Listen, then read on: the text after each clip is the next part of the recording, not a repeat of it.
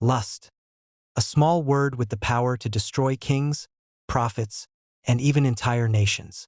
It is more than attraction. It is desire out of control, the hunger to possess what God never gave permission for. From the beginning of time, lust has been one of humanity's oldest enemies. It was there in Eden, hidden behind beauty and promise. Genesis 3 verse 6 says, "When the woman saw that the tree was good for food, and that it was pleasant to the eyes, and a tree desirable to make one wise, she took of its fruit." The fall of man did not begin with the bite. It began with the look. The eyes became the gateway, and lust whispered, "You deserve more." That same whisper echoed across generations. In Judges 16, we meet Samson, a man chosen by God, anointed with strength beyond any warrior. But his downfall began with the same look. He saw a Philistine woman and said, "Get her for me." He wanted what wasn't his, what wasn't from God. And for that, he lost everything: his strength, his freedom, his sight. The man who could slay 1,000 men was conquered by his own desire. Then there was King David, the warrior poet, the man after God's own heart. In 2 Samuel 11, one evening on his palace rooftop, he looked down and saw Bathsheba bathing. The same trap, the same whisper. He could have turned away, but he didn't. One night of pleasure led to a lifetime of pain, deceit, adultery, and the death of an innocent man. The sword never left his house. Even Solomon, his son, the wisest man to ever live, fell to the same spirit. 1 Kings 11 says, "He loved many foreign women. His heart, once fully devoted to God, was turned away by desire." The man who built the temple became a slave to idols born from lust.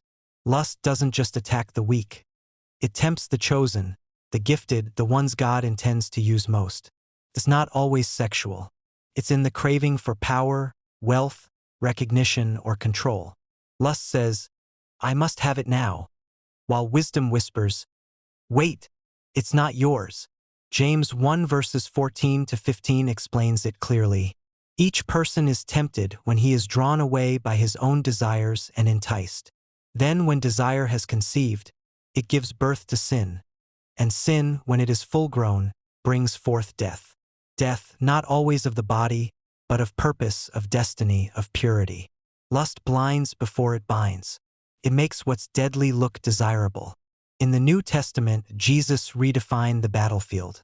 He said in Matthew 5 verse 28, "Anyone who looks at a woman lustfully has already committed adultery with her in his heart." Meaning, lust begins in the mind long before the act. It's a war of the eyes, a war of the heart.